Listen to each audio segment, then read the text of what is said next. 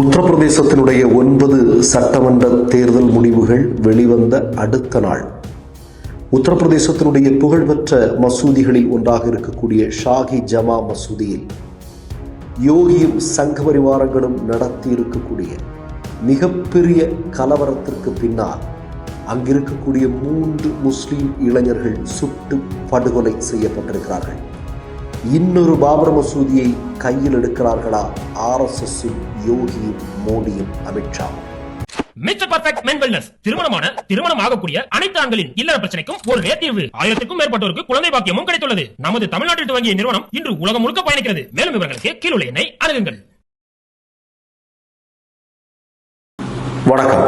உத்தரப்பிரதேசத்துல 9 இடங்களுக்கான சட்டமன்ற தேர்தல் முடிவுகள் ஒரு தினத்திற்கு முன்னாடி வந்தது அப்படிங்கிறது உங்களுக்கு தெரியும்.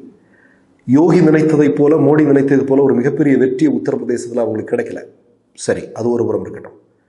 மறுபக்கம் நீங்கள் பார்த்தீங்கன்னா மகாராஷ்டிராவுடைய சட்டமன்ற தேர்தல் முடிவுகள் இது மிகப்பெரிய அளவில் இந்தியா முழுவதும் மக்களுக்கு சந்தேகம் வந்திருக்கு. என்ன அப்படின்னா, எப்படி இவ்வளோ பெரிய வெற்றியை பாஜக வாங்கிச்சது அப்படின்னு. இப்போ இது தொடர்பான சந்தேகங்கள் மக்களிடையே மேலோங்கி வரக்கூடிய நேரத்தில் இதை இல்லாமல் ஆக்குவதற்கு யோகியும் RSSும் பாஜகவும் சேர்ந்து ஒரு திட்டம் போடுறாங்க. அந்த திட்டத்தினுடைய ஒரு பகுதியாகத்தான் தேர்தல் முடிவுகள் அறிவிக்கிறது வரைக்கும் பேசாமல் பொத்திக்கிட்டு இருந்த யோகி தேர்தல் முடிவுகள் வெளிவந்த அடுத்த நாள் என்ன பண்ணியிருக்கார் அப்படின்னா, உலகின் புகழ்பெற்ற மசூதிகளில் ஒன்று ஷாஹி ஜமா மசூதி. இது பாபரால் கட்டப்பட்டது. 1527ஆம் ஆண்டு கட்டப்பட்ட உலகின் புகழ்பெற்ற மசூதிகளில் ஒன்று. சரியா? மத நல்லிணக்கத்தினுடைய அடையாளமாக இருக்கக்கூடிய ஒரு மிக முக்கியமான இடம். அதாவது இஸ்லாமிய இந்து கலாச்சாரத்தினுடைய வெளிப்பாடு அந்த கட்டிடக்கலை எல்லாம் இருக்கு. இதெல்லாம் நிறைய இருக்கு. சரி, இதெல்லாம் விட்டுருங்க. சம்பல் பகுதியில், உத்தரப்பிரதேசத்தில் இருக்கக்கூடிய சம்பல் பகுதியில் இருக்கக்கூடிய உலக புகழ்பெற்ற ஷாஹி ஜமா மசூதியில் நேற்று ஒரு மிகப்பெரிய திட்டத்தை யோகி அரங்கேற்றி இருக்கிறார். அது என்ன அப்படின்னா, இங்கே ஏற்கனவே இந்து கோயில் இருந்ததாகவும் அந்த இந்து கோயிலை இடித்து பாபர் அங்கே ஒரு மசூதியை கட்டியிருக்கிறார் அப்படிங்கிறதா இன்றைக்கு சங்க பரிவாரங்கள் முன்வைக்கக்கூடிய விஷயம். அதாவது இந்த சம்பல் பகுதியில் ஸ்ரீ ஹரிஹர் அப்படின்னு சொல்லக்கூடிய ஒரு கோயில் இருந்துதான். இந்த கோயிலை பாபர் இடித்து தள்ளி அந்த இடத்துல மசூதியை கட்டியிருக்கிறார். இது தொடர்பான ஒரு வழக்கு சம்பல் சிவில் கோர்ட்டில் நடந்துட்டு இருக்கு. இப்போ சம்பல் சிவில் கோர்ட் இதை விசாரிச்சதுக்கு அப்புறம் என்ன சொல்றாங்க அப்படின்னா, நீங்க அந்த இடத்துல கோயில் இடிக்கப்பட்டதா அப்படிங்கிறத நீங்க சோதனையிடலாம் அப்படிங்கிறதுக்காக அவங்க ஆர்டர் பிறப்பிக்கிறாங்க.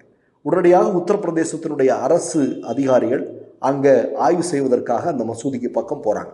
இப்போ மசூதியை சுற்றியும் மக்கள் இருக்கிறார்கள். நாங்கள் அனுமதிக்க மாட்டோம், காவல்துறை உள்ள வரக்கூடாது, யாரும் அத்துமீறி நுழையக்கூடாது, நாங்கள் அதற்கு ஒருபோதும் அனுமதிக்க மாட்டோம்னா அவங்க ஜனநாயக ரீதியான போராட்டத்தில் அந்த மக்கள் ஈடுபடுறாங்க.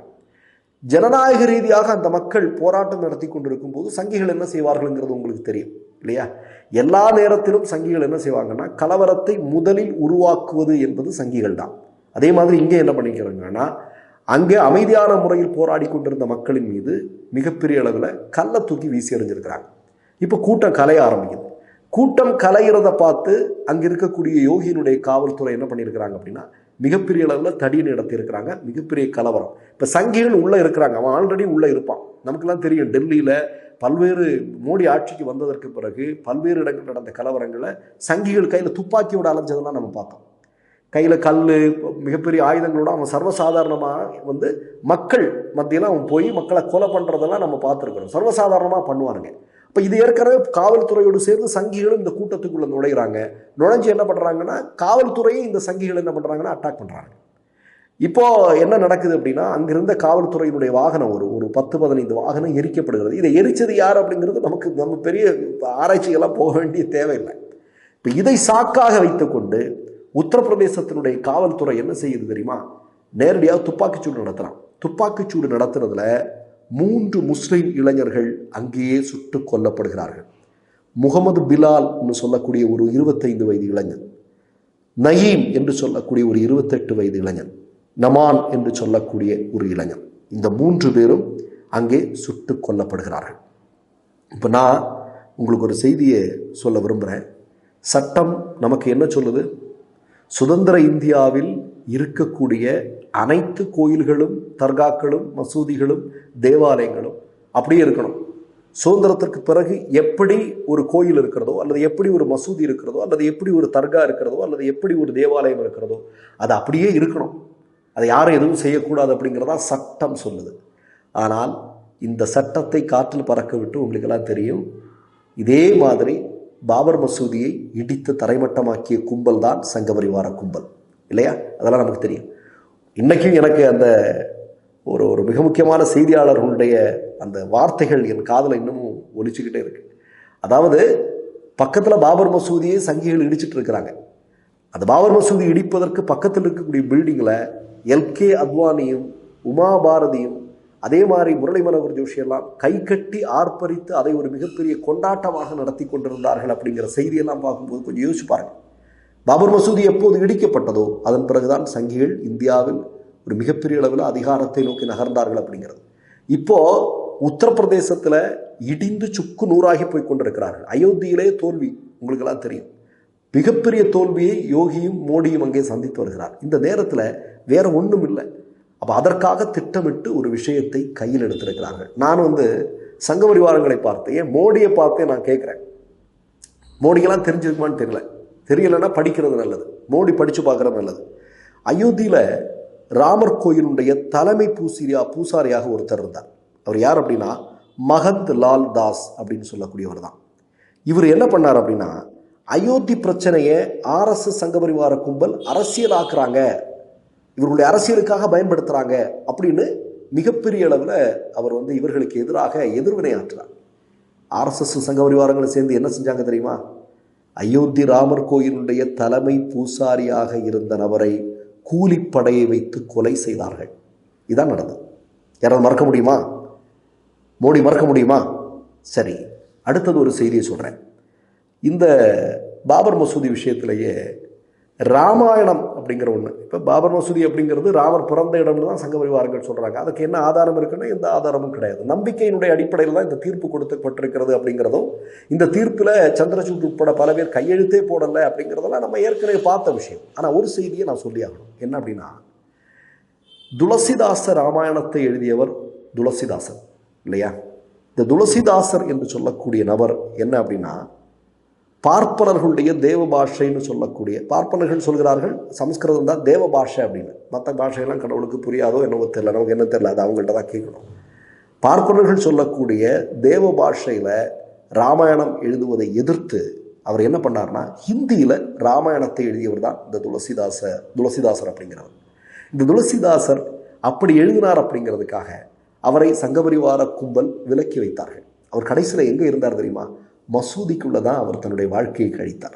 மசூதி தான் அவருக்கு இடம் கொடுத்தது.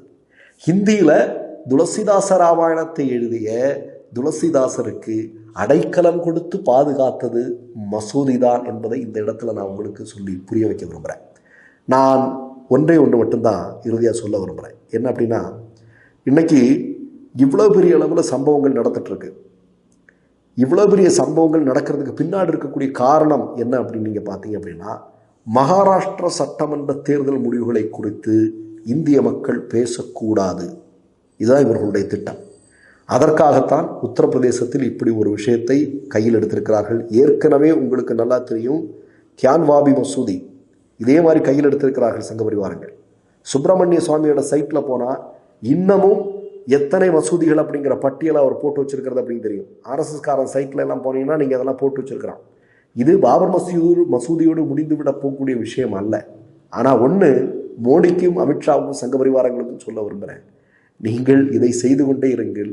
அந்த இடங்களிலேயே அங்கிருக்கக்கூடிய இந்துவும் முஸ்லீமும் சேர்ந்து உங்களையும் உங்கள் சித்தாந்தத்தையும் விரட்டி அடிப்பார்கள் என்பதை காலம் நிரூபித்துக் கொண்டிருக்கும். மற்றொரு நிகழ்வில் சந்திப்போம். நன்றி, வணக்கம். மை நேம் இஸ் ரெட் சேனலை சப்ஸ்கிரைப் பண்ணிக்கோங்க. அதுக்கப்புறமா பக்கத்தில் இருக்கிற ஜாயின் பட்டனை கிளிக் பண்ணீங்கன்னா ஒரு நியூ பேஜ் ஒன்று ஓப்பன் ஆகும். அதுலயும் ஜாயின் பட்டனே கிளிக் பண்ணிக்கோங்க. அதுல பாத்தீங்கன்னா credit R debit card options இருக்கு. இதுல உங்களுக்கு விசா, மாஸ்டர் கார்டு, ரிப்பே அப்படின்னு 3 ஆப்ஷன்ஸ் கொடுத்துருக்காங்க. அதுல நீங்க எந்த கார்டு சூஸ் பண்றீங்களோ அந்த கார்டோட நம்பர் என்டர் பண்ணிக்கோங்க. அப்புறமா கார்டோட வேலிடிட்டி மந்த் அண்ட் இயரை டைப் பண்ணிக்கோங்க. அடுத்தபடியா உங்க கார்டோட பின்னால CVC கோடுன்னு சொல்லிட்டு 3 நம்பர்ஸ் கொடுத்துருப்பாங்க. அந்த நம்பரை இதுல என்டர் பண்ணிக்கோங்க. அப்புறமா அட்ரஸ் அண்ட் இன்ஃபர்மேஷன் என்டர் பண்ணிட்டு பைங்கிற பட்டனை கிளிக் பண்ணிக்கோங்க. ஒருவேளை உங்க கார்டு நம்பர் இன்வாலிட்னு காமிச்சிச்சுன்னா உங்க கார்டுல இன்டர்நேஷனல் யூசேஜை எனேபிள் பண்ணுங்க.